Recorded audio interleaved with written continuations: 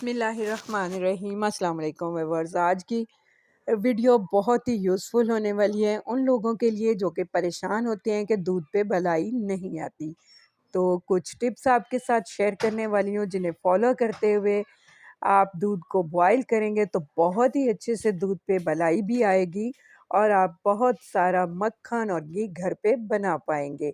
तो वीडियो को पूरा वॉच कीजिएगा। तो चलिए व्यूअर्स स्टार्ट करते हैं। तो यहाँ पे देखिए मेरे पास दूध है जिसे हम इस तरह से एक बर्तन में डाल रहे हैं। तो दूध की क्वांटिटी यहाँ पे मेरे पास 3 लीटर है।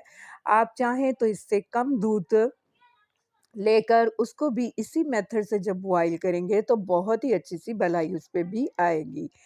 तो यहाँ पे दूध को इस तरह से बर्तन में मैंने डाल के रख लिया है। तो यहाँ पे फ्लेम हमने ऑन कर लिया है और दूध को बॉयल होने देंगे। मीडियम टू हाई फ्लेम पे मैंने दूध को अभी रखा हुआ है।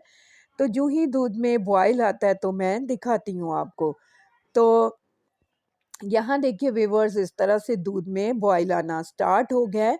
तो अभी देखिए इसके ऊपर थोड़ी-थोड़ी सी बलाई जमना स्टार्ट हो गया है। तो इस बलाई को हमें इस टाइम पे नहीं जमाना।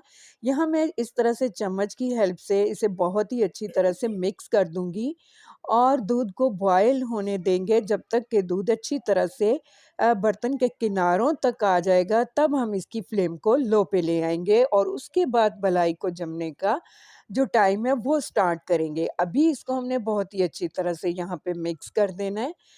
तो यहाँ पे देखिए व्यूअर्स इस तरह से दूध में बॉयल आना स्टार्ट हो गया है। यहाँ पे देखिए दूध आहिस्ता-आहिस्ता किनारों तक आ चुका है। तो इस टाइम पे हमने फ्लेम को लो पे ले आना है और दूध को बहुत ही अच्छी तरह से यहाँ पे हमें पकने देना है। तो फ्लेम आप खुद सेट करेंगे कि किस फ्लेम पे दूध बहुत ही अच्छे से आप पका सकते हैं। तो यहाँ पे मैं फ्लेम भी आपको दिखा रही हूँ कि मैं इस फ्लेम पे दूध को पकने के लिए छोड़ दूँगी 5 से 6 मिनट के लिए। तो यहाँ पे देखिए 5 से 6 मिनट हो चुके हैं, दूध बहुत ही अच्छे से यहाँ पे पक चुका है। तो अब हम फ्लेम को ऑफ कर देंगे और दूध को रख देंगे ताकि ये अच्छी तरह से रूम टेम्परेचर पे आ जाए।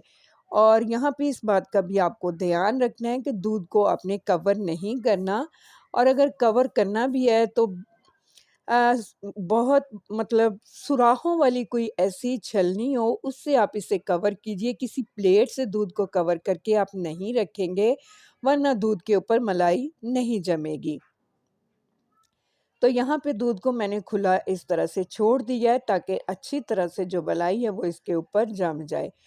तो देखिए मैं आपको दिखा रही हूँ दूध काफ़ी हद तक यहाँ पे रूम टेम्परेचर पे आ चुका है। मलाई इसके ऊपर बहुत ही अच्छे से यहाँ पे देखिए सेट हो गई है। तो अब हम इसे रख देंगे फ्रिज में। कम से कम आप इसे 4 से 5 घंटे ज़रूर रखिए और अगर आप रात के टाइम दूध बॉयल कर रहे हैं तो ओवरनाइट के लिए आप इसे इस तरह से फ्रिज में रख दीजिए। मैं भी इसे ओवरनाइट के लिए यहाँ पे फ्रिज में रखने वाली हूँ। इसके बाद सुबह में मैं आपको इसका लुक दिखाऊँगी कि कितनी थिक मलाई हमारी यहाँ पे दूध के ऊपर आ चुकी है। तो यहाँ पे देखिए व्यूअर्स थोड़ी-सी मिस्टेक हो गई मेरे से और देगची वाला जो बर्तन था वो उठाते-उठाते इस तरह से टकरा गया और इसके ऊपर थोड़ा-सा दूध आपको दिखाई देने लग गया वरना मलाई की बहुत ही अच्छी-सी तह इसके ऊपर आ चुकी थी। तो मैं अभी इस तरह से चम्मच की हेल्प से आपको निकाल के दिखाती हूँ। तो यहाँ देखिए बहुत ही थिक और बहुत ही अच्छी-सी हमारी जो दूध के ऊपर मलाई है वो आ चुकी है और इस तरह से मैंने चम्मच की हेल्प से इस तरह से इसे निकाल रही हूँ और ये एक बड़े साइज़ की प्लेट है जिसके अंदर मैंने मलाई को इस तरह से निकाला है। इतनी थिक है कि आप एक बहुत ही प्यारा-सा स्मार्ट-सा जब पराठा पकाते हैं ना, उसकी थिकनेस लीजिए, इतनी थिक ये मलाई हमारी ऊपर आई है।